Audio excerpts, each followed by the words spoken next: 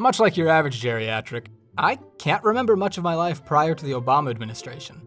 And whether or not you want to chalk that up to the exercise ball-related head injuries I've sustained over the years, or the fact that I still hadn't developed the concept of conservation by 2008 is entirely up to you. But the fact of the matter is, the first half of the aughts was kind of a blur for me. One thing I do remember though, was my introduction to YouTube. Prior to this point, the family computer had two purposes: allowing my dad to work from home, and letting me play Lego Island 2 at a frame rate that could rival Cyberpunk on PS4. But that all changed one night.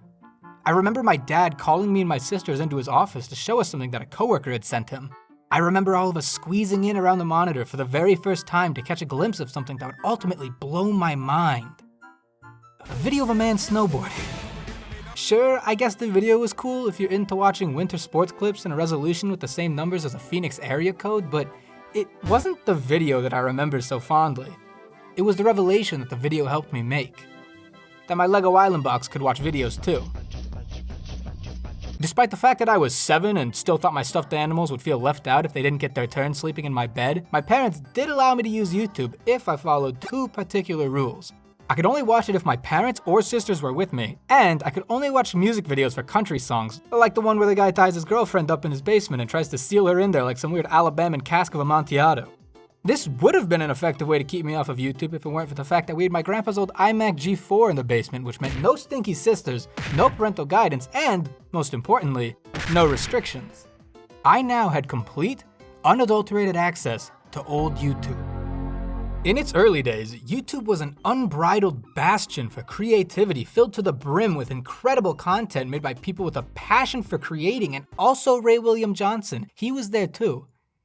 Despite looking less like a video sharing website and more like someplace I might go to try and buy a used copy of Pikmin 2 for half price, this version of YouTube was a site where some of the greatest YouTube titans of our time would see their humble beginnings. I had the entire world of YouTube in the palm of my hands, so where did I start? By trying to prove leprechauns existed.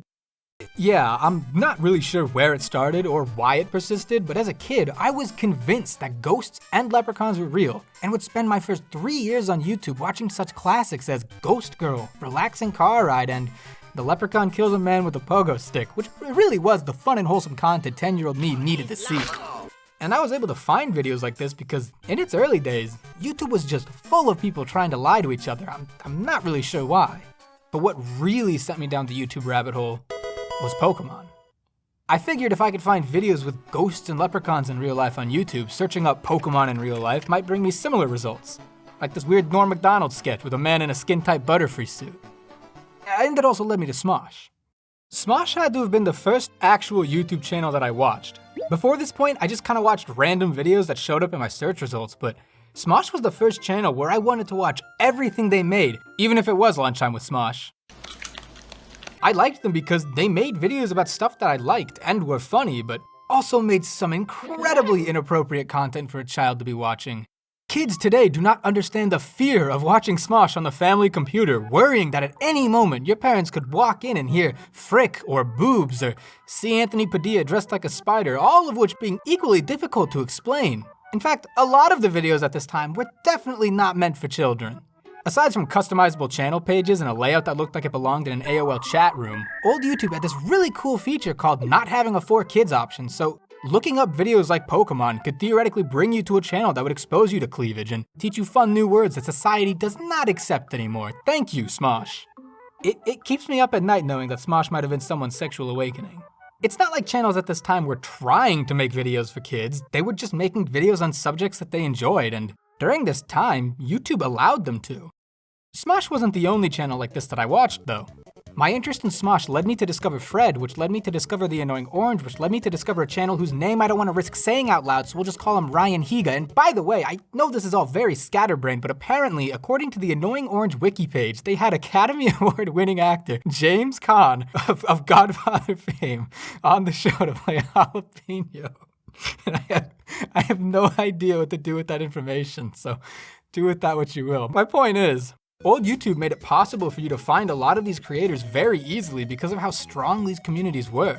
The reason I was able to find these other channels was because they collaborated or were in direct competition with each other. Old YouTube felt like a real community of genuinely talented content creators. Some of the most talented creators during this time were the animation channels that you could find. You had channels who made their own stop-motion animated web shorts like Nox's Corner and Forest Fire 101, using clay or Legos respectively. You also had channels making their own animated Flash series like OneyNG and Edgeworld. And as a self-proclaimed artist at this time, seeing content like this was incredibly inspiring. I mean, at a time when most channels on the website were just uploading entire movies broken up into 56 parts, or fake Club Penguin tutorials using Notepad and 9 sound system Dreamscape, channels that were creating their own animated series really stuck out. These were channels that were able to live out their dreams of making their own animated shows, making the content that they loved without the need for an entire studio. They were something that you could look at and marvel at, while also getting that feeling that if you tried hard enough, you could make something too. Unless it was made by Freddie Wong, there was no way you were ever gonna make content like that. That wasn't gonna happen. Now, I don't want to talk about talented YouTubers without mentioning some of the musicians on here. And while yes, a majority of the songs on YouTube at this time were either covers by 12-year-olds or just god-awful parodies of Kesha's TikTok, there were also quality original songs that would go on to become YouTube classics like Nice Guys Finish Last, the Bed Intruder song, and Doing Your Mom. These weren't celebrities that used their star power to build a fan base. They were just average people making videos because they enjoyed making videos, and they were able to grow because of their talent.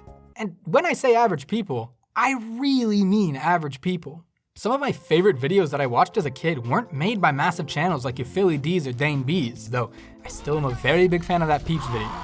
One of my favorite things to do on the platform, other than fall for every man-made Gremlins 3 trailer in existence, was to watch Indiana Jones fan films. These videos were like the epitome of old YouTube in my eyes. They were just a bunch of friends who had access to a camera, a high school, and a very realistic Nazi uniform, and god damn it, they made use of their resources. These videos, more than anything, made me think that I could make videos too, because these weren't Hollywood actors. The only thing that separated them from me was about 10 years and a driver's license. So, why did I make this video? Because I thought it would be easy to edit, but considering I edit on a glorified tablet, I'm sure that won't be the case.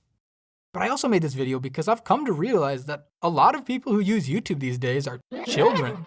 To understand what I mean, all you have to do is go to the comments section of any video on the trending page and sort by newest first. There are a lot of younger users on this platform that don't remember YouTube when it was at its peak. They're only familiar with what YouTube has devolved into today. A lot of the channels that are big on YouTube now didn't start making YouTube videos because they loved the idea of making content, they started because they loved the idea of making money. And while there still are talented creators on this platform, including some who have been there since the beginning, a lot of them have had to change the type of content they create in order to keep up with the ever-changing YouTube algorithm. Sometimes it doesn't even feel like YouTube is a place to broadcast yourself, but a place to broadcast the Jimmies and their red-headed stepchild. The closest thing you can find to community these days are hit pieces from other YouTubers looking to end each other's careers.